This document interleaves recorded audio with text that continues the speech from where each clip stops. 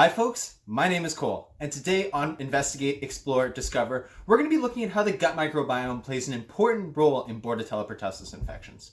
So stick with me through this whole video to get all of the relevant background information to be able to dive into some exciting experimental results. Now, you might not be particularly familiar with what Bordetella pertussis is, but you've probably heard of what it causes, which is whooping cough. Whooping cough is a highly contagious respiratory tract infection that is specific to humans.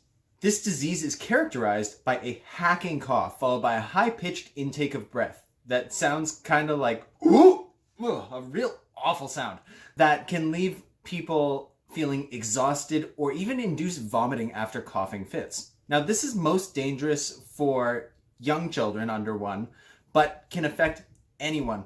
Worldwide, there are over 24 million cases of whooping cough per year, which accounts for just over 160,000 deaths.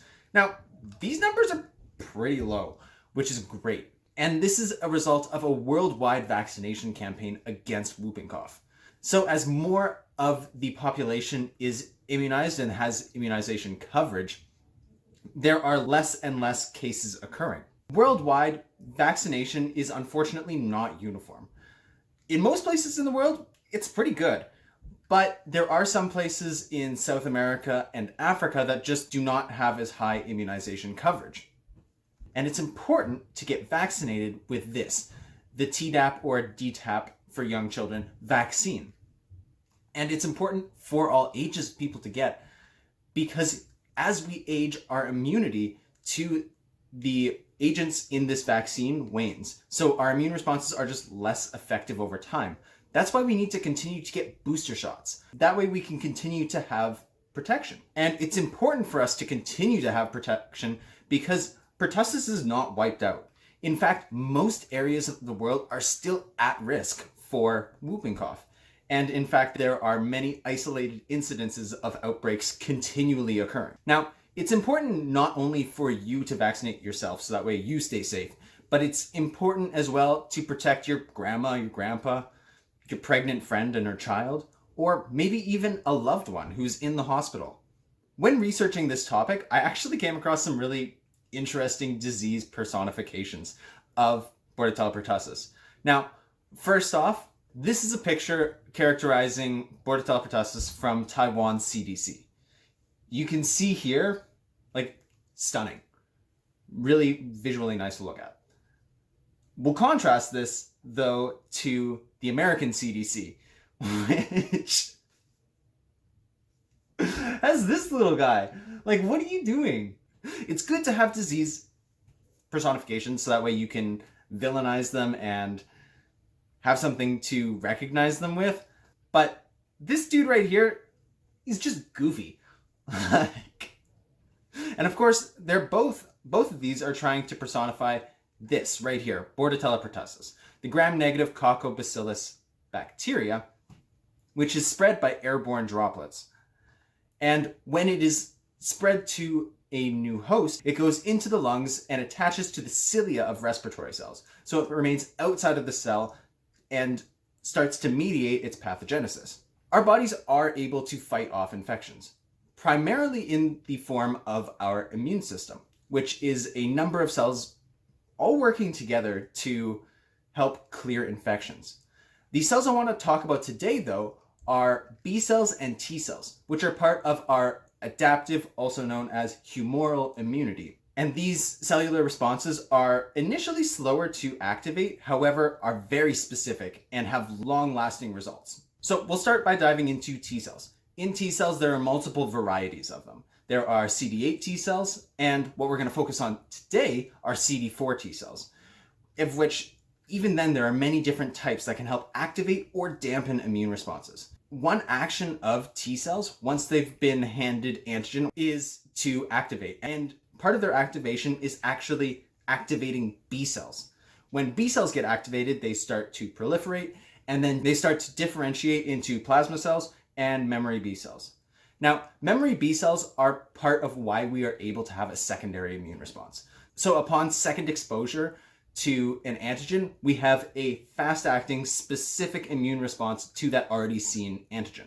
And part of this fast-acting response is the ability of memory B cells to differentiate into plasma cells and also turn on plasma cells which secrete antibodies, and which antibodies have a whole range of functions to help clear infections. Now, the immune system does not act in isolation.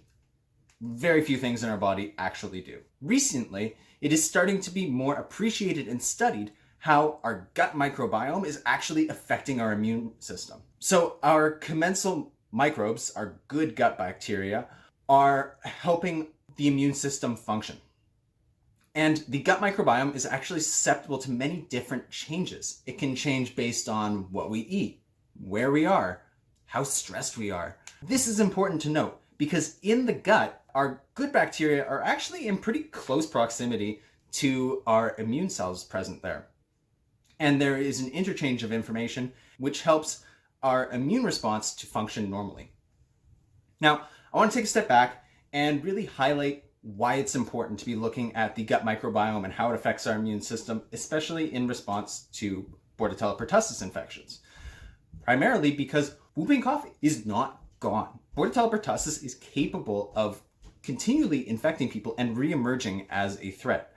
This is happening primarily due to waning immunity, which just happens over time. And because we don't know a lot about how the gut microbiota influences our immune system, and particularly when we face infections that we can't clear ourselves and we need to use antibiotics, we clear not only the harmful bacteria, but also the good bacteria.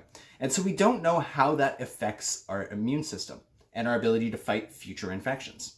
This brings us to the paper that we are looking at today, which is Commensal Microbes Affect Host Humoral Immunity to Bordetella pertussis Infection by Zhang et al. At the Fudan University in Shanghai, China. And in this paper, they investigated the impact of the gut microbiome on the host immune responses during pertussis infections. They did this by using a mouse model. Now, in this mouse model, they fed it antibiotics for 3 weeks to clear all of the bacteria in its gut.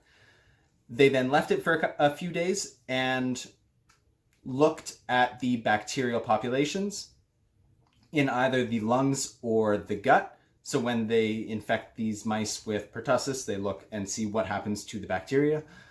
And an interesting fact, when looking at the gut microbiome bacteria, they're actually just looking at the mouse's poop because it's a pretty accurate representation of what's going on inside of them. When they administer antibiotics and leave them for a few days and look at what happens to the gut bacteria, they found that there is a dramatic shift in the bacterial populations. You can see that there is a large increase in proteobacteria present in mice's guts that have been treated with antibiotics.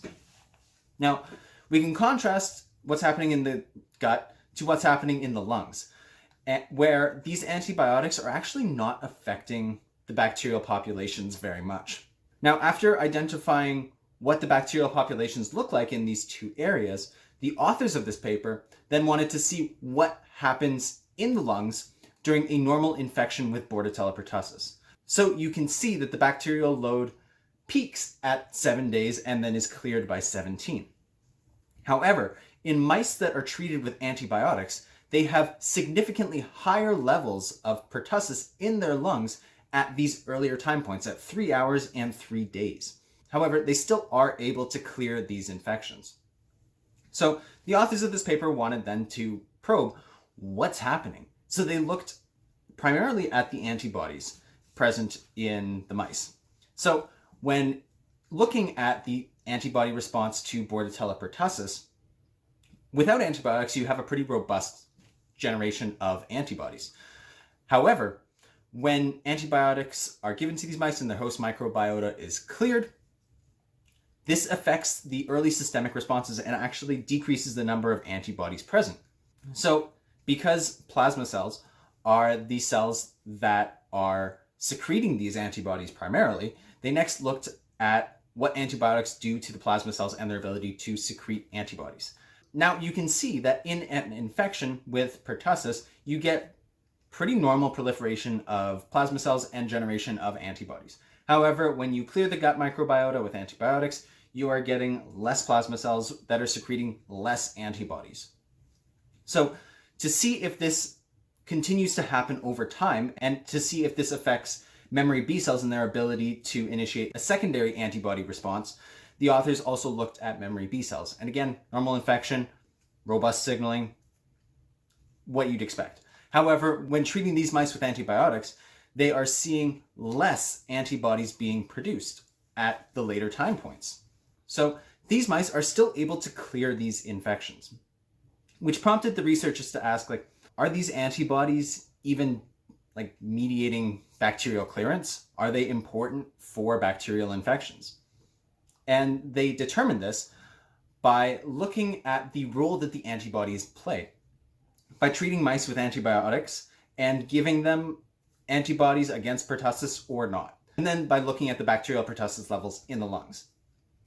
And what they found is that upon treating these mice with antibiotics and challenging them with pertussis, you have high bacterial levels in the lungs. However, when they also gave these mice antibodies specific to pertussis, the pertussis levels were much lower in the lungs. So this indicates that these antibodies are important in controlling pertussis levels at early stages of the infection. For these authors to truly understand what is happening to these B cells and why they're producing less antibodies, they looked at CD4 T cell populations. So when mice are challenged with pertussis, they found that they have pretty normal high levels of CD4s. However, when given antibiotics, these mice have lower levels of CD4s. So taken together, when comparing a normal mouse infection with pertussis to mice that have been treated with antibiotics and had their gut microbiota altered, in this case, when the gut microbiota has been altered, there are lower levels of CD4s present, which are unable to induce proliferation and differentiation of B cells, which just means that there are less plasma cells, so there are less antibodies in these mice. And this leads these mice to be more susceptible to reinfection with pertussis at a later date. Now, this information is interesting, but it's also significant.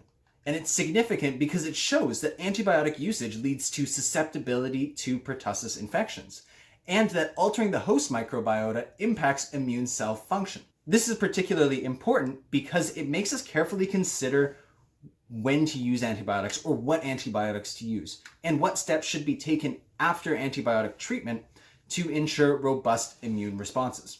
Now, all science is basically another step, a stepping stone for new knowledge. And these steps are driven by questions. After looking at this information, I had a few questions of my own. The first question I had was, how do antibiotics affect vaccine responses? Because you're affecting the ability of the immune system to effectively function, does this affect our immunity that are induced from vaccines? My second question is, after being treated with antibiotics for necessary reasons, can we use probiotics or different foods or something else to help repair our gut microbiota, so that way we have robust functioning immune systems? And finally, even though this study focuses on bacterial infections, it's still impacting the immune system as a whole. So how does gut dysbiosis affect our ability to fight off viral infections? Because bacteria are not the only thing out there that we can get infected with. My final question, though, is, what do you think? What sort of ideas or questions popped into your head when hearing about this information? I'd love to hear about them in the comments section below, and if you have anything that you want to hear about in the future. Ultimately, though, I hope that you learned something, and more importantly, you enjoyed your time doing so. So if you did, like this video and subscribe for more in the future. And with that, I will see you next time.